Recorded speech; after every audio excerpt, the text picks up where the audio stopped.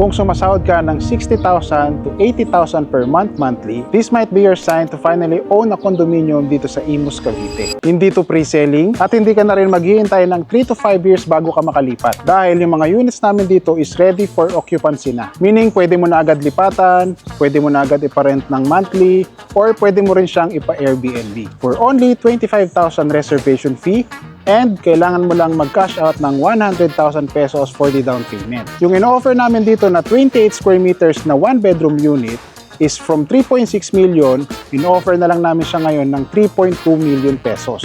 At ang maganda dito, yung 40 square meters namin na 2-bedroom unit is from 4.6 million, in-offer na lang namin ngayon ng 3.6 million pesos. This is located in Terraces Tradiso Enclave dito sa Imus, Cavite, near Vermosa. And we offer free assistance until makamove in ka sa unit na binili mo. Message us now kung interested ka kumuha ng ready for occupancy dito sa Imus, Cavite.